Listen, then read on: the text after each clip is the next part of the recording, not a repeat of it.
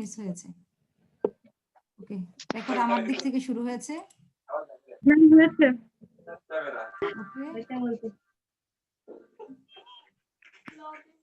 আসসালামু আলাইকুম ওয়া রাহমাতুল্লাহ সবাইকে। ওয়ালাইকুম সালাম। আসসালামু আলাইকুম টু আর কি, এটা সেকেন্ড বার হলো। তো আমরা বিগিনিং স্লাইড থেকে একটু টাচ দিয়ে আসি তোমাদেরকে কি কি করাবো আজকে আমাদের। তাহলে এতক্ষণ কি বলছিলাম আমি, আমরা কোন কোন টপিক ধরবো দেখো তো। তিন নাম্বারটা একটু পড়ো তো, লেসন 3। বাংলাদেশের পরিবেশ দূষণ রোধে পরিবেশ অধিদপ্তরের গৃহীত পদক্ষেপ বর্ণনা করা যাবে। তাহলে বুঝতে পারছো এখানে আমাদের কিওয়ার্ড কোনগুলো, পরিবেশ অধিদপ্তর, গৃহীত পদক্ষেপ, এই দুখানে আন্ডারলাইন করা। তার মানে আমরা এই টপিকে পড়বো পরিবেশ অধিদপ্তরের গৃহীত পদক্ষেপ কি সম্পর্কে, পরিবেশ সম্পর্কে। ওই আইন প্রণয়ন করবে, সে অনুযায়ী কাজ করবে, লাইসেন্স দিবে, লাইসেন্স উঠাবে, প্রয়োজনে যারা দুর্নীতি করে, তারপরে খারাপ যানবাহন বের করে তাদেরকে আইনের আওতায় নিয়ে আসে, এগুলো আর কি। এরপরে আমরা আজকে আর যেটা করব প্রাকৃতিক, হ্যাঁ বলো 4 নাম্বারটা বলো। প্রাকৃতিক দুর্যোগ মোকাবেলায় প্রতিরোধ, প্রস্তুতি, সারাদান এবং পুনরুদ্ধার সম্পর্কিত ধারণা ব্যাখ্যা করা যাবে ও ব্যবহারিক জীবনে তা প্রয়োগ করা যাবে। হ্যাঁ, তাহলে এখানে কিওয়ার্ডস গুলো দেখো কি কি। প্রাকৃতিক দুর্যোগ মোকাবেলায় প্রতিরোধ আন্ডারলাইন, প্রস্তুতি, সারাদান, পুনরুদ্ধার, এই 4টা জায়গায় আন্ডারলাইন করতে হবে। এটা কিন্তু খুবই ইম্পর্টেন্ট, এটা তোমার লাইফের জন্য ইম্পর্টেন্ট। যেখানে যাও, যেহেতু আমাদের দেশ দুর্যোগ প্রবণ এলাকা অঞ্চল। হ্যাঁ ঝুমুর ইসলাম, তুমি সাউন্ডটা কন্ট্রোল করো, পাশ থেকে কথা আসছে তোমার বাসা থেকে। তো প্রতিরোধ, প্রস্তুতি, সারাদান এবং পুনরুদ্ধার প্রায় দেখবা এটা হচ্ছে দুর্যোগ ডিজাস্টার ম্যানেজমেন্ট। তার কিছু ধাপ আছে না, আমরা তো কদিন আগে পড়েছি ইকোসিস্টেম পড়েছি। ইকোসিস্টেম পড়তে গিয়ে তুমি কিছু ধাপ দেখেছো ওখানে, হ্যাঁ। তো ওই প্রত্যেকটা ধাপের এক একটা বিষয় বুঝার থাকে, যে প্রথম শ্রেণীর খাদককে কে, দ্বিতীয় শ্রেণীর খাদককে, তার কাজটা কি, সে কাজটা না করলে প্রথম শ্রেণীর খাদক কি সমস্যায় ভুগতে পারে, এগুলো একটা বুঝার বিষয় ছিল। কিন্তু কঠিন কিছু না, আসলে জাস্ট সামান্য বুঝার বিষয় ছিল। কিন্তু তুমি যদি একটা চেইন, একটা ধাপ না বুঝো, পুরো চেইনটা তোমার ডিস্টার্ব হয়ে যায় বুঝতে। ঠিক এখানেও প্রতিরোধ, খুব ভালো করে বুঝতে হবে। হ্যাঁ জুমুর, তোমাকে বললাম তুমি ভিডিওতেও আসছো না, ডিস্টার্বও করছো। যারা ভিডিওতে আসে তারা অনেক সাউন্ড সাইলেন্ট থাকতে বাধ্য হয়, অনেক ভালো থাকে তারা। বলো, সাদিয়া কিছু বলতে চাচ্ছিলে? ম্যাম ওই যে আওয়াজের কথা, ওটাতে সমস্যা। আচ্ছা হ্যাঁ ওটা হয়েছে। তো তাহলে 3 নাম্বার গেল, যে বললাম উন্নয়নমূলক কর্মকাণ্ডে পরিবেশ বান্ধব পরিকল্পনার গ্রহণ, খুবই সহজ বিষয়। এবং 6 নাম্বার তো বললামই। তাহলে 3, 4, তাহলে আমরা দ্রুত 3, 4-এ চলে যাই।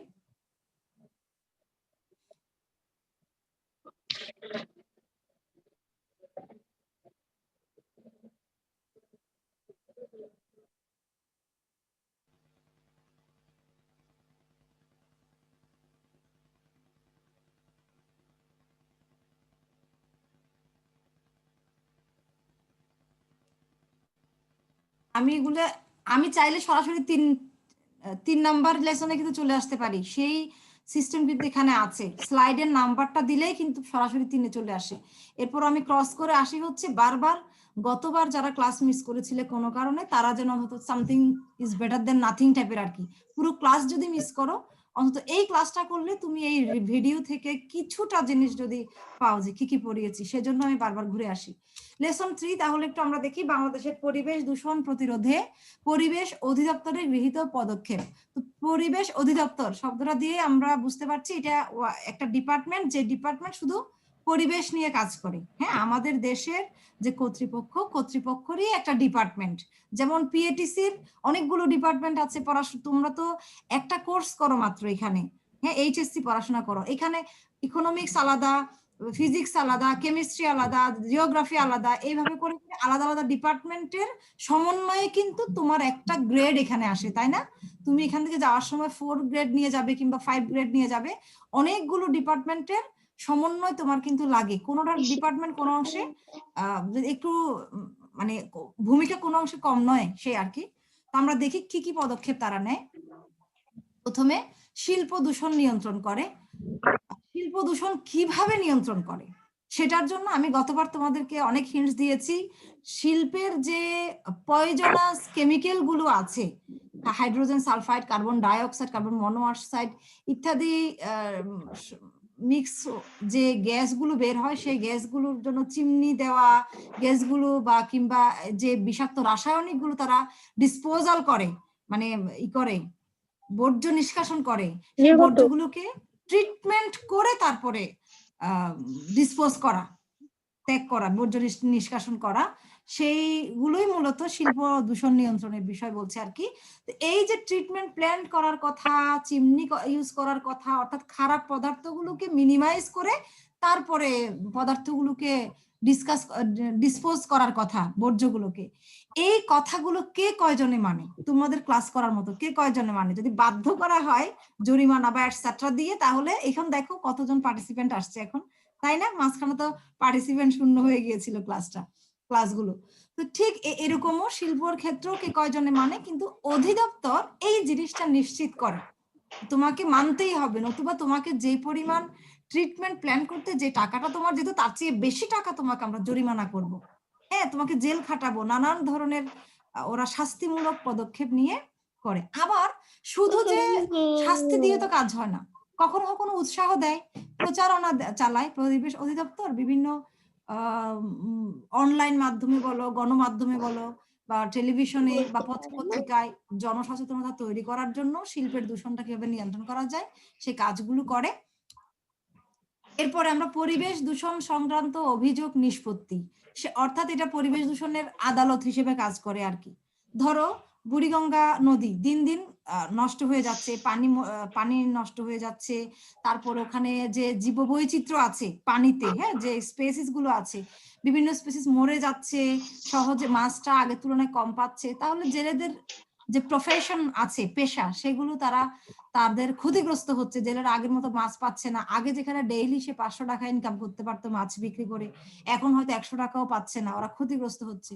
এখন কেউ যদি বলে যে বুড়িগঙ্গার পাশে এই এই এই টাইপের শিল্প কারখানাগুলো আছে, এই 5টা বা 10টা এই শিল্প কারখানাগুলো বেশি করেই ট্রিটমেন্ট না করে ওখানে বর্জ্য নিষ্কাশন করে, সে কারণে দূষিত হচ্ছে, ওরা মনে করো একটা অভিযোগ দায়ের করলো ওই শিল্প কারখানাগুলোর ব্যাপারে, সে অভিযোগগুলো আবার আমলে নিয়ে নিষ্পত্তি করে এই পরিবেশ অধিদপ্তর। আমি শিল্প কারখানার উদাহরণ দিয়েছি, একইভাবে মোটর যান, হ্যাঁ, নানান ক্ষেত্রে হতে পারে।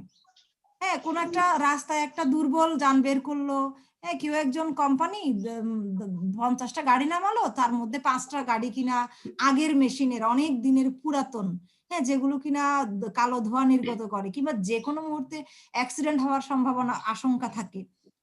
এই ওই গাড়ির কোম্পানির বিরুদ্ধে হয়তো কেউ জনসচেতনতামূলক কোনো অর্গানাইজেশন গিয়ে অভিযোগ করলো যে এরা এই ধরনের গাড়ির মধ্যে, ভালো গাড়ির মধ্যে খারাপও মিক্স করেছে, যেগুলোর মধ্যে অ্যাক্সিডেন্টের সম্ভাবনা আছে কিংবা কালো ধোঁয়া যাচ্ছে, ওরা এই অভিযোগগুলো নিষ্পত্তি করে। এরপরে পাহাড়ের পরিবেশ ব্যবস্থা সংরক্ষণ, সেটা তো ডিটেল তো আছে, বইতে পড়বাই। এই ক্ষেত্রে যে বিষয়টা তোমাদের মাথায় রাখতে হবে, একটা উদাহরণ দিয়ে আমি এটা বুঝাবো, সেটা হচ্ছে, ভাবতে পারো পাহাড়ের পরিবেশ ব্যবস্থা আবার কি সংরক্ষণ? হ্যাঁ, পাহাড় যে কেটে একেবারে পাহাড় ধ্বংস করে ফেলে, তো সেটা আমাদের পাহাড়ের অনেক ক্ষতি হয়ে যায়, অনেক স্পেসিস মারা যায়, জীববৈচিত্র্যের ক্ষয় হয়। তারপরে জীববৈচিত্র্য জানোই আমাদের মেডিসিন বানানোর জন্য, অর্থনৈতিক ডেভেলপমেন্টের জন্য কতটা ইম্পর্টেন্ট, আমরা তো ওই 9th চ্যাপ্টারে পড়েছি। তার উপরেও একেবারে ইনস্ট্যান্ট কিছু জিনিস আমরা দেখি, ক্ষতি দেখি পাহাড়ের পরিবেশ সংরক্ষিত না হলে। কিভাবে? প্রতি বছর তোমরা টেলিভিশন কিংবা গণমাধ্যমগুলো, প্রিন্ট মিডিয়াগুলোতেও দেখো, প্রতি বছর চট্টগ্রামে অনেক মানুষ মারা যায় পাহাড় ধসে।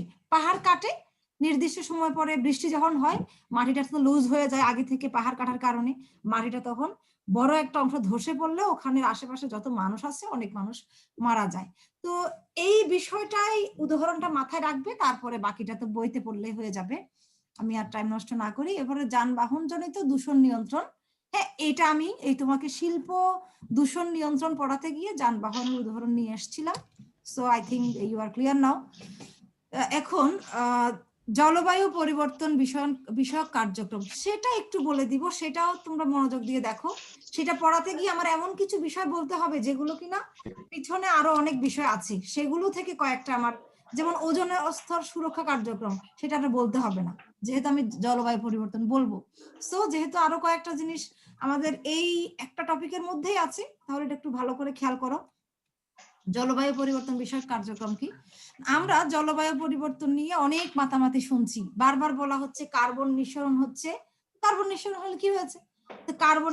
Carbon die oxide, carbon monoxide etcetera, carbon ঘটিত যৌগগুলো বেড়ে যাচ্ছে, যে অর্থাৎ দূষক পদার্থগুলো যেগুলো পৃথিবীর সানলাইটটাকে, সূর্যের সানলাইটটাকে ধরে রেখে পৃথিবীকে ওয়ার্ম আপ করে দিচ্ছে, গরম করে দিচ্ছে। তো গরম করে দিলে আমরা কি হয় জানি, যেখানে গরম বেশি সেখানে চাপটা কমে যায়, অর্থাৎ নিম্নচাপ হয়, ঘূর্ণিঝড় হয়।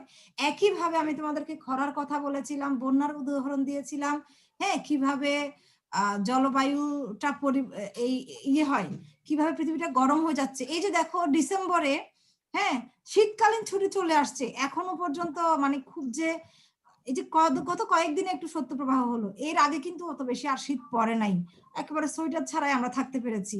অন্যান্য সময় তোমরা এই সময় অনেক সোয়েটারের উপরে আরো সোয়েটার পরে কলেজে আসতে হয়েছে তোমাদেরকে, হ্যাঁ। তো তার মানে দেখা যাচ্ছে কোন সময় যেখানে ঠান্ডা হওয়ার কথা হচ্ছে না, অনেক দিন তাপটা গরম থেকে যাচ্ছে, আবার অনেক সময় বৃষ্টি হওয়ার কথা হচ্ছে না, খরা হয়ে যাচ্ছে। তাহলে এই নিশ্চয়ই জলবায়ুর যে বিভিন্ন অংশ, খরা মানে বৃষ্টি, লেক অফ রেইনফল, রেইনফল তো জলবায়ুর একটা উপাদান, তোমরা জানো। তোমরা যখন জলবায়ুর উপাদান পড়েছো, তাপ পড়েছো, বৃষ্টিপাত পড়েছো, আর্দ্রতা পড়েছো, বায়ুর চাপ পড়েছো, তাহলে কোথাও বৃষ্টিপাতের সমস্যা হচ্ছে মানে জলবায়ু পরিবর্তন জনিত সমস্যা। কোথাও তাপটা এখনো কমার কথা কিন্তু এখনো বেড়েই রয়েছে, রাত্রেবেলা একটু তাপ কমার কথা, রাত্রিবেলাও সকালবেলা ভোর পর্যন্ত আমাদের ফ্যান চালাতে হচ্ছে, বিদ্যুৎ নষ্ট করতে হচ্ছে, তাহলে এটা আমাদের তাপজনিত সমস্যা, দ্যাট মিনস জলবায়ু পরিবর্তন জনিত প্রবলেম। আচ্ছা, তো এইটা কেন হয় আমি একটু আগে বললাম, কার্বন নিঃসরণ, কার্বনের যৌগ, কার্বন বলে না, আরো অনেক যৌগ আছে, আমি ওই দিন উদাহরণ দিয়েছি, সালফার ডাইঅক্সাইড এটসেট্রা দিয়ে। তারপরে অ্যাসিড বৃষ্টির কথাও বলেছিলাম। তো যা হোক, এগুলো তো আর বেশি সময় না দিই। নিরাপদ রাসায়নিক ব্যবহার সংক্রান্ত কাজ, সেটা হচ্ছে আমার শিল্প দূষণের সাথে রিলেটেড। নিরাপদ রাসায়নিক ব্যবহার সংক্রান্ত, ধরো আমি শিল্প কারখানায় অনেক ধরনের রাসায়নিক ব্যবহার করতে হয়, তোমরা জানো, যেমন স্বর্ণ গলাতে অনেক ধরনের অ্যাসিড লাগে। তারপরে তোমার এই যে লোহাগুলো, পুরাতন লোহাও কিন্তু আমরা জানি পুরাতন লোহা আরো বেশি লাভজনক ব্যবসার ক্ষেত্রে। ধরো তোমার লোহার ইন্ডাস্ট্রি আছে, তো পুরাতন লোহা যেগুলো ফেলে দেওয়া হয় সেগুলো দেখবা অনেক টোকাইরা এগুলো আবার কালেক্ট করে, অল্প দামে মানুষের ঘর বাড়ি থেকেও নিয়ে যায়। এগুলো আবার সেই ইন্ডাস্ট্রিতে দিয়ে যদি আমরা নতুন লোহার, স্টিলের, আয়রনের জিনিস, পণ্য সামগ্রী তৈরি করি, এগুলো বরং নতুন লোহা দিয়ে যে পরিমাণ আমাদের খরচ করতে হয়, হ্যাঁ, সেই তুলনায় পুরাতন লোহার ব্যবহারটা আরো বেশি ভালো। এখন সেই পুরাতন লোহার ব্যবসাটাকে লাভজনক করব আমি, তো সেটাকে তো গলিয়ে টলিয়ে আমাকে আবার স্বাভাবিক লোহায় আনতে হবে, তারপরে আমি না হয় নতুন আয়রনের পণ্য বানাতে পারবো। এই একটা লোহাকে গলিয়ে আরেকটা লোহাতে পরিণত করতে নিশ্চয়ই কি দেওয়া লাগবে, উচ্চ মাত্রার তাপ তো লাগেই। হ্যাঁ, সেই উচ্চ মাত্রার তাপ দেওয়ার জন্য আমাদের অনেক গ্যাস ব্যবহার করতে হবে। তাপের সাথে কি শুধু তাপ দিলে হবে? নিশ্চয়ই ওখানে আরো কোনো অ্যাসিড বা অন্যান্য রাসায়নিক মিক্স করতে হয়। যেমন আমরা জানি যে রান্না করার সময় 100°C তাপমাত্রা আমাদের লাগে, কারণ পানি ফুটতে 100°C তাপমাত্রা লাগে। সো রান্না করার জন্য, তো রান্না কি শুধু আমার এমন হবে একটা পানি নিলাম, 100°C তাপমাত্রা দিলাম, আমার তরকারি হয়ে গেল? বিষয়টা কি তাই? আমাকে তরকারি যোগ করতে হবে, আমাকে ওখানে কিছু কেমিক্যালও দিতে হতে পারে, মরিচ দিতে হতে পারে, লবণ দিতে হতে পারে। লবণ তো ওয়ান কাইন্ড অফ কেমিক্যাল, তো রাসায়নিক পদার্থ। তো যা হোক, এখানে শিল্প কারখানাগুলোতেও তাই অনেক কিছু লাগে, আমরা জানি, তার মধ্যে রাসায়নিক একটা ইম্পর্টেন্ট জিনিস। এখন সেই রাসায়নিকের ব্যবহারটা নিরাপদ কিনা, ধরো সালফিউরিক অ্যাসিড আনছে লোহার ইন্ডাস্ট্রি বা অন্য কোনো ধাতব ইন্ডাস্ট্রিতে কাজ করানোর জন্য, এখন সেই অ্যাসিডটা কেউ আবার যদি অ্যাভেলেবল পায় সবখানে, সেটা তো পরিবেশ বিপন্ন করবে, মানব পরিবেশ বিপন্ন করবে। কিভাবে? ধরো একটা সুন্দরী মেয়েকে সে প্রেমের প্রস্তাব দিল, গ্রহণ করলো না, তাকে অ্যাসিড মেরে দিল, ওই যে অ্যাভেলেবল অ্যাসিড পেলো যার এই কারণে। তাহলে আমাদের এই পরিবেশ অধিদপ্তর কি করে, যে অ্যাসিড যে ক্রয় করলাম সেটা আমি সঠিক প্রয়োজনে ক্রয় করলাম কিনা, সঠিক জায়গায় যাচ্ছে কিনা, সঠিক industry. Who is talking? Please control your sound. This is a class, you are mature enough now. Who is talking? আস্তে আস্তে নে হইব। এই হু ইজ টকিং একটু খেয়াল করো তো, কার বাসায় আসছে?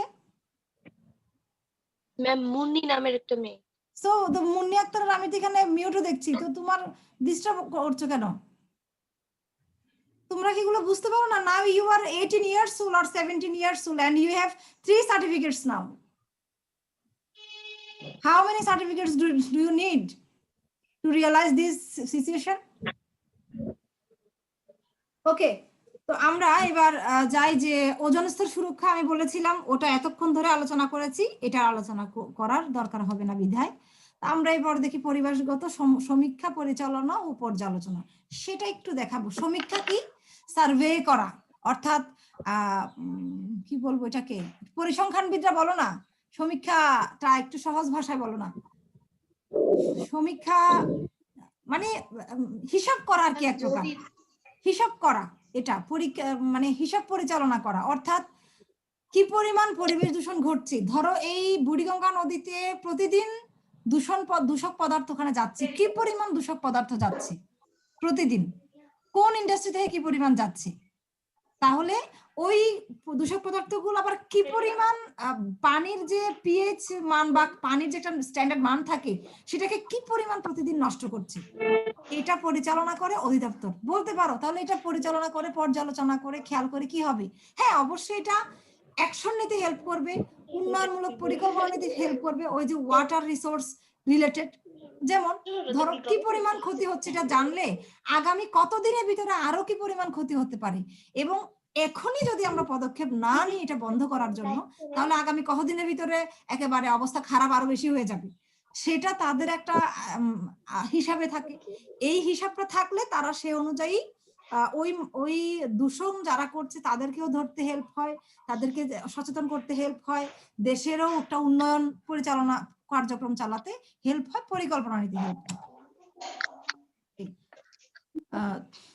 তারপরে হলো তোমার পদক্ষেপ, আচ্ছা কি পরিবেশগত সচেতনতা সৃষ্টি, সেটা আমি রেডিও টেলিভিশন কিংবা গণমাধ্যমের কথা বলে তোমাদেরকে বলেছি।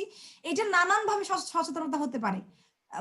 ওই যে টেলিভিশনে দেখাচ্ছে, তারপরে অভিনয় করে দেখাচ্ছে, এটাও হতে পারে, অভিনয় করে দেখাচ্ছে, তারপরে পত্রপত্রিকায় লিখছে, এটাও হতে পারে। পরিবেশ রক্ষা ও ব্যবস্থাপনায় জনগণের অংশগ্রহণ নিশ্চিতকরণ, এগুলো পারবে। আমি আর তোমাদের টাইমটা আর না করি, কয় মিনিট টাইম আছে দেখি, একেবারে অর্ধেক মনে হয় টাইম আমাদের এখন। We have now 15 minutes left. কাজটা একটু আমরা দেখি। তোমার এলাকায় পরিবেশ দূষণ নিয়ন্ত্রণে, বাকিটা পড়ো। তোমার এলাকায় পরিবেশ দূষণ নিয়ন্ত্রণে পরিবেশ অধিদপ্তরে যেসব পদক্ষেপ নিয়েছে তার একটি বিবরণী তুলে ধরো। হ্যাঁ, তাহলে তোমাদের আজকে যে কাজটা করতে হবে, আমি তো এতক্ষণ বললাম পরিবেশ অধিদপ্তর বাংলাদেশে কি কি পদক্ষেপ নিচ্ছে, কিন্তু এখন সব পদক্ষেপ তোমার এলাকার জন্য পারফেক্ট নাও হতে পারে। যেমন আমি যে বর্তমানে বাস করি সে এলাকা তো একেবারে বুড়িগঙ্গাকে আমি চোখে দেখছি না, হ্যাঁ, তাহলে বুড়িগঙ্গার কথা আমি নিশ্চয়ই লিখবো না। তোমরা বংশী নদী বা এখানে যে বংশাল নদী মনে হয় আছে ওটা সম্পর্কে লিখতে পারো। তারপরে তোমার ওই জায়গায়, তোমার এক্স্যাক্টলি তোমার বাসার আশেপাশে, তুমি যখন করোনার জন্য বেরো হতে পারছো না, তোমার আশেপাশে যে পদক্ষেপগুলো তুমি দেখছো নদী নালা নিয়ে, কিংবা তোমার ওই যে ড্রেনেজ সিস্টেম, তোমার যে নালা নর্দমা, তোমার যদি আশেপাশে বাজার ঘাট থাকে, তোমার পাশে বাজার আছে একটা পদক্ষেপ হবে, আমার পাশে বাজার নাই আমার কাছে অন্য পদক্ষেপ হবে। হ্যাঁ, তো এসব বিষয় নিয়ে এক একজনের এক এক হতে পারে। তো পরিবেশ অধিদপ্তর কি পদক্ষেপ তোমার পার্সপেক্টিভে নিচ্ছে তোমার এলাকার, সেটাই তুমি এখানে একটু তুলে ধরবে। দেখি বলো তো মূল্যায়নে কি আছে দ্রুত। 1972 সালে কোথায় মানব পরিবেশের উপর সম্মেলন হয়? এটা যেহেতু আমি পড়াই নাই এখন, তোমরাও নিশ্চয়ই এর আগে রিহার্সেল করে আসো নাই, রিভিশন দেখে আসো নাই, সুতরাং এটা রাখলাম, আমি মূল্যায়নের অংশ হিসেবে রাখলাম। তোমরাই বের করে এটা উত্তরটা বের করে দিবা। এরপরে বাকিটা পড়া দেখি। বাংলাদেশ পরিবেশ ও ড্যাশ মন্ত্রণালয় গঠিত হয় ড্যাশ সালে। বোঝা যাচ্ছে বাংলাদেশ পরিবেশ ও বন মন্ত্রণালয় ও ড্যাশ সালে, এটা তোমাকে বের করতে হবে। আমার বের করাই আছে, তোমাকে না হয় আমি নাই দিই। EIA কি তোমাদের বইতে আছে, কোথাও নাই, অনলাইন থেকে বের করবা। তবু আমি একটু বলে দিই, এটা এনভায়রনমেন্টাল ইমপ্যাক্ট অ্যাসেসমেন্ট। এনভায়রনমেন্ট মানে পরিবেশ, ইমপ্যাক্ট আর এটার বেশি আর না বলি, ইমপ্যাক্ট মানে ফলাফল, এনভায়রনমেন্ট কি ফলাফল হচ্ছে, পলিউশনে কি সমস্যা হচ্ছে, তার মূল্যায়ন, অ্যাসেসমেন্ট মানে মূল্যায়ন। তো ওইটা ডিটেল দেখবে, অনলাইন থেকে হলেও দেখবে, বইতে তো থাকলে ভালোই। পরিবেশ দূষণ নিয়ন্ত্রণে, এটা কিন্তু বইতে এই শব্দটা আছে, তোমাদের যে কোনো মুহূর্তে অনলাইনে ইতে আসতে পারে, তোমার এমসিকিউতে, কারণ আমি দিয়েছি এটা বিশেষ করে। পরিবেশ দূষণ নিয়ন্ত্রণে পরিবেশ অধিদপ্তরের বলো পদক্ষেপগুলো বলো, প্রত্যেকে প্রত্যেকে একটি করে। আজকে যদি আমি শুধুমাত্র এই টপিকের উপর ক্লাসটা শেষ করতে পারতাম, তাহলে আমি প্রত্যেকজনকে অন্তত একটা বলতে বলতাম, তুমি একটা বলো, তুমি একটা বলো, যেমন অলরেডি আমি যেগুলো বলেছি সেগুলো এক একজনে একটা বললেও কিন্তু অনেকগুলো তোমাদের অর্থাৎ তোমার ব্রেনকে প্র্যাকটিস করানো যেত।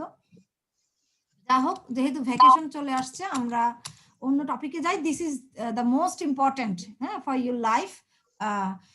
লেসন 4, প্রাকৃতিক দুর্যোগ মোকাবেলা। কি কি এখানে আছে? প্রতিরোধ, বলো, প্রস্তুতি, সারাদান, পুনরুদ্ধার। পুনরুদ্ধার, আচ্ছা, এখানে পড়ো তো, এখানে নিচে এটা কি লেখা আছে? প্রিভেনশন, হ্যাঁ, প্রতিরোধ, ইংলিশ গুলো মনে রাখবে, প্রতিরোধ ও প্রিভেনশন। তারপরে প্রশমন, মিটিগেশন, প্রস্তুতি, প্রিপেয়ারনেস, প্রিপারেশন, রেসপন্স, সাড়াদান, রিকভারি, পুনরুদ্ধার, ডেভেলপমেন্ট, ডেভেলপমেন্ট, উন্নয়ন। উন্নয়ন। আচ্ছা, তোমরা একটা আমার কাছ থেকে গল্প শোনো 2-3 মিনিটের, খুবই মনোযোগ দিয়ে শোনো। এই গল্পের উপরেই তোমার পুরোটা ডিপেন্ড করছে, পুরো সার্কেল তুমি বুঝে ফেলতে পারবে, এই যে এই চক্রটা, ব্যবস্থাপনা চক্রটা। এই গল্পটা মনোযোগ না দিলে তোমরা বুঝতে পারবে না। আচ্ছা, আগামী শুক্রবার আমাদের দেশে নিম্নচাপ হবে, ধরো। এখন আমি এটা কিভাবে জানলাম আগামী শুক্রবার যে নিম্নচাপ হবে?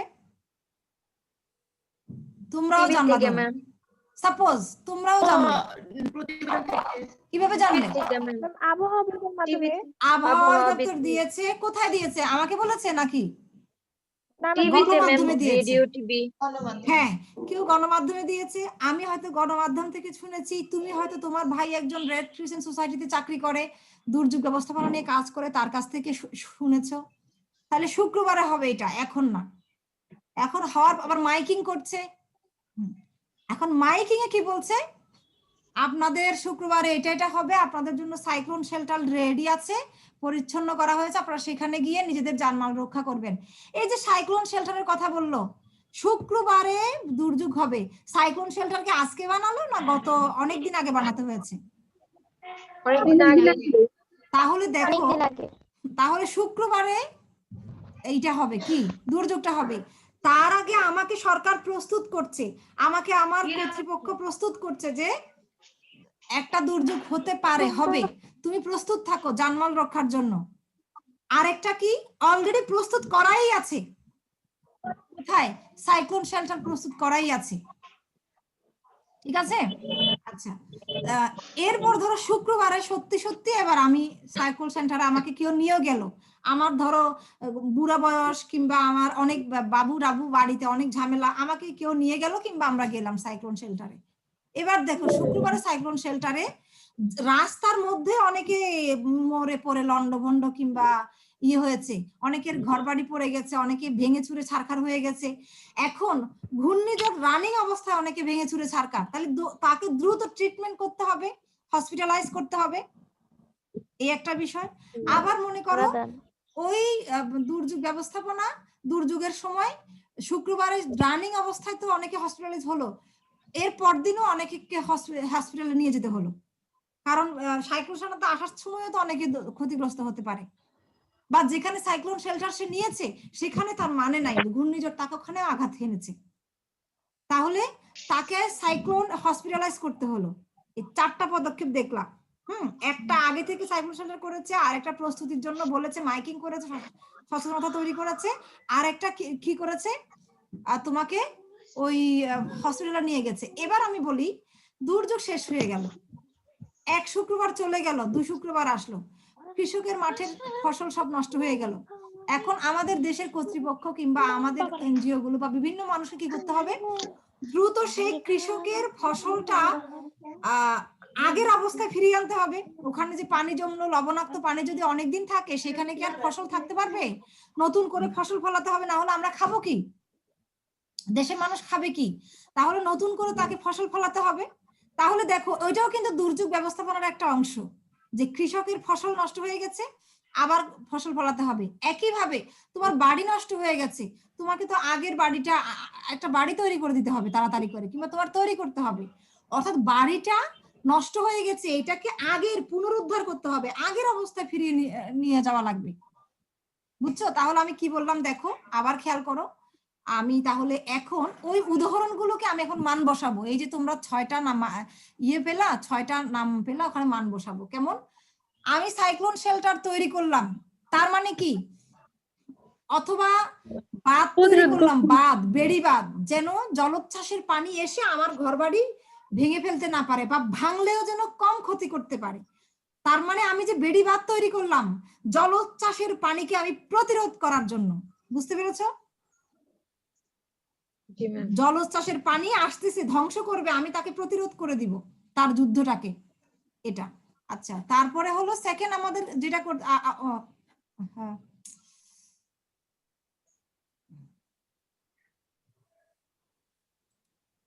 আচ্ছা আবার কোন বিষয়ে ছিলাম আমরা?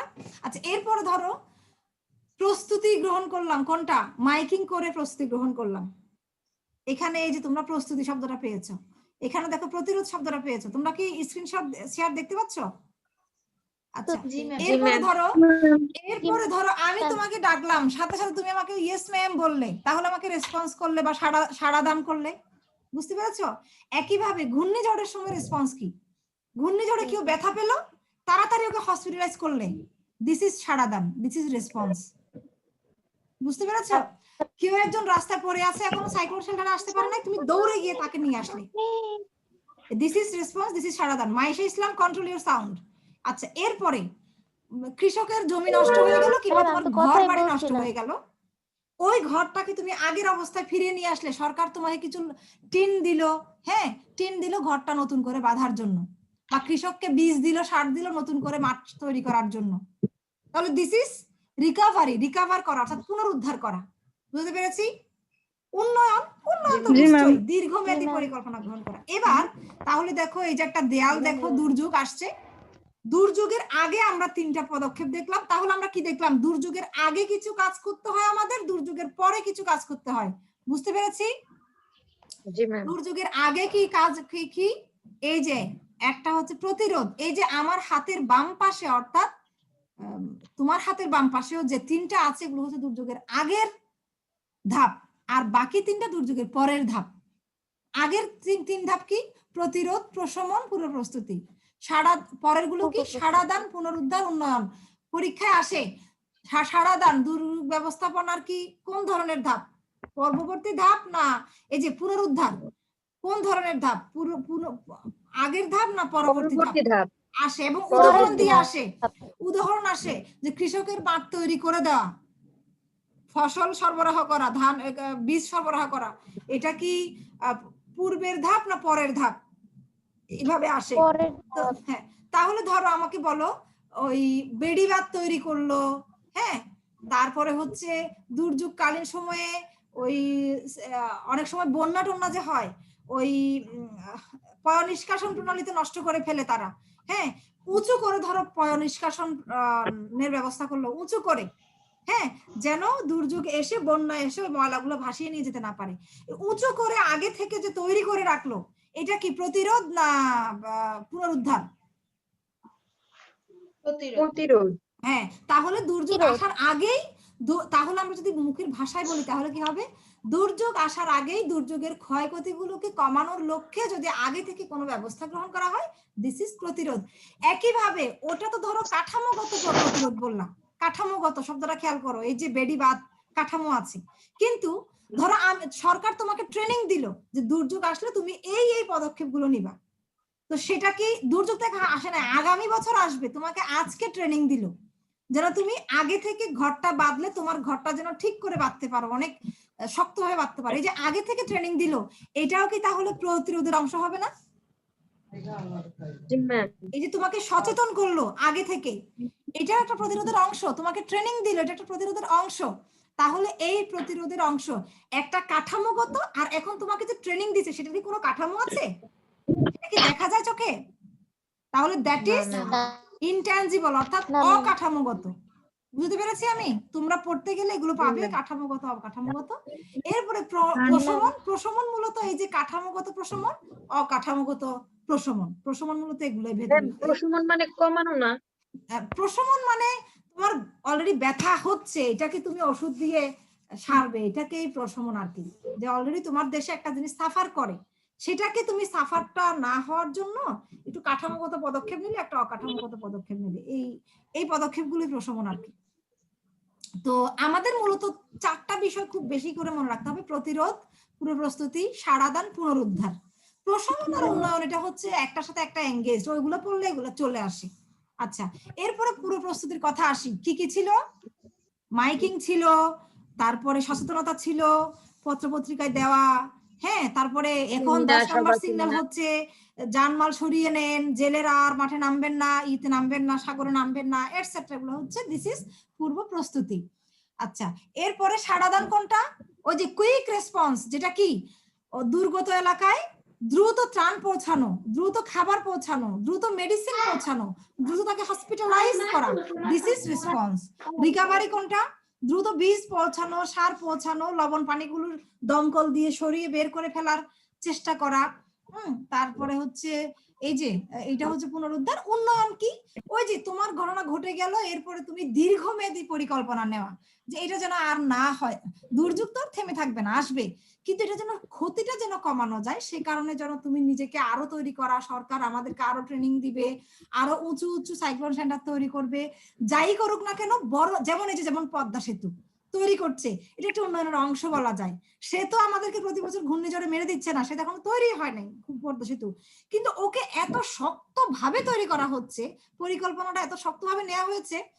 দেখবা ওখানে যে পিলার প্রতিদিন সংবাদে দিচ্ছে, পিলারের নিচে অনেক মাকড়সার জালের মতো অনেক শক্ত ভিত তৈরি করা হচ্ছে, যেন 100 বছরেও সে দুর্যোগে ক্ষতিগ্রস্ত না হয়, বরং আরো বেশি সার্ভিস দেওয়া যায়, সার্ভিস পাওয়া যায়। তার মানে দিস ইজ যে প্রত্যেকটা কাজে যে এই পরিকল্পনাটা নেওয়া, প্রত্যেকটা উন্নয়ন কাজে, দিস ইজ ডেভেলপমেন্ট।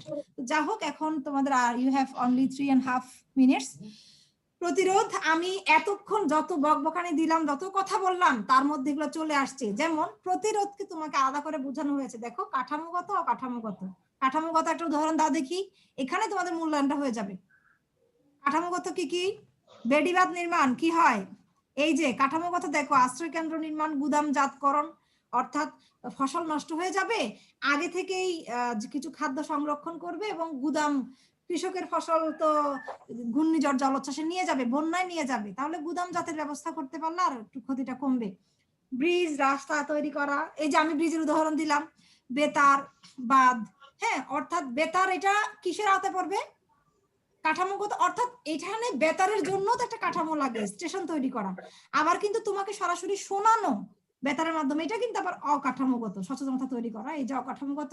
প্রশিক্ষণ, অংশীদারিত্ব, অর্থাৎ জনগণ সরাসরি অংশগ্রহণ করবে এই দুর্যোগ গুলোতে সচেতনতার ক্ষেত্রে, অর্থাৎ তোমার ভাই তোমাকে ট্রেনিং দিবে। এগুলো হচ্ছে অংশীদারিত্ব। সম্ভাব্য পরিকল্পনা, দক্ষ কর্মী, যোগাযোগ। যোগাযোগ মানে কি? এই ক্ষেত্রে বোঝাচ্ছে ওই সময়ে র্যাপিড যোগাযোগের যে একটা কৌশল, এরোপ্লেনে, মোবাইল ফোনে, সব ধরনের যোগাযোগ। যা হোক, পূর্ব প্রস্তুতিও একই রকম জিনিস। আমি যা দেখলাম তোমাদের এটা, এর আগের গুলো আমি মুয়াজ্জেম থেকে নিয়েছি, এই ছকগুলো আরিফ থেকে নিয়েছি। যা হোক, দুই বইতেই ভালো আছে, আরিফে বেশি ভালো আছে মনে হয়েছে। কি লেখা আছে দ্রুত পড়ো তো, ইউ হ্যাভ 2 মিনিটস অনলি। বলো, তোমার এলাকার দুর্যোগ মোকাবেলায় দুর্যোগ ব্যবস্থাপনার ধাপগুলো কিভাবে কার্যকর হয়? তোমার এলাকার দুর্যোগ মোকাবেলায় দুর্যোগ ব্যবস্থাপনার ধাপগুলো কিভাবে কার্যকর হয়, কার্যকর করা যায়, তার একটি বিশ্লেষণ ধর্মী বক্তব্য তুলে ধরো। হ্যাঁ, তুলে ধরবা। আমি হয় বা করা যায় কেন দিয়েছি, অনেকে বলতে পারো যে আমি তো কোনো দুর্যোগই দেখিনি চোখে, সে তো আর কার্যকারিতা দেখবে না। তো যদি ভবিষ্যতে দুর্যোগ হয়, সেক্ষেত্রে কি করবা? সেটাই তুমি করবা, যে কার্যকর করা যায়, এটা বলেছি। অথবা অনেক দুর্যোগ হচ্ছে কিন্তু কার্যকরী হচ্ছে না কাজগুলো, তুমি যেহেতু অলরেডি জেনেছো হোয়াট ইজ ডিজাস্টার ম্যানেজমেন্ট, সেই জ্ঞানের আলোকে তুমি একটা তৈরি করবে, কার্যকরী কথা তৈরি করবে। তো এটা কেমন হতে পারে? তুমি বলতে পারো, মিস আপনি, আমার এলাকায় ঘূর্ণিঝড় হয়, আমি তৈরি করতে পারবো। তোমার এলাকায় বন্যা হয়, আবার কেউ বলতে পারো, মিস আমার এলাকায় বন্যা হয় না, ঘূর্ণিঝড় হয় না। আর তোমার এলাকায় হয়, অগ্নি নির্বাপন হয়, রানা প্লাজা ধ্বংস হয়, তাই না? তুমি এগুলো তো দুর্যোগ। আচ্ছা, তো মাত্র একটা মিনিট আছে, আমি জাস্ট এই যে দেখো তো, দীর্ঘস্থায়ী হ্রাস ও দুর্যোগের প্রস্তুতিকে কি বলে? প্রতিরোধ বলে। যা হোক, আর ইয়ে না করি, যে কোনো মুহূর্তে লাইন কেটে যাবে, আমি গ্যালারিতে চলে যাই। তোমাদের সবাইকে অসংখ্য ধন্যবাদ। আজকে আমরা কি কি পড়লাম এক নজরে বলো তো দ্রুত। বললাম পরিবেশ অধিদপ্তরের গৃহীত পদক্ষেপ দুর্যোগের জন্য, পরিবেশ রক্ষার জন্য। আর কি? দুর্যোগ আর ব্যবস্থাপনা চক্র। দুর্যোগের মোকাবেলায় পূর্ব প্রস্তুতি এবং পরবর্তী প্রস্তুতি। গুড। পূর্ব প্রস্তুতিতে পেয়েছিলাম কি কি? প্রতিরোধ, পূর্ব প্রস্তুতি, এগুলো দুর্যোগের আগে, প্রতিরোধ, সারাদান, প্রশমন। পুনরুদ্ধার দুর্যোগের পরে। আশা করি খুব জি ভালো ম্যাম। করে বুঝছো।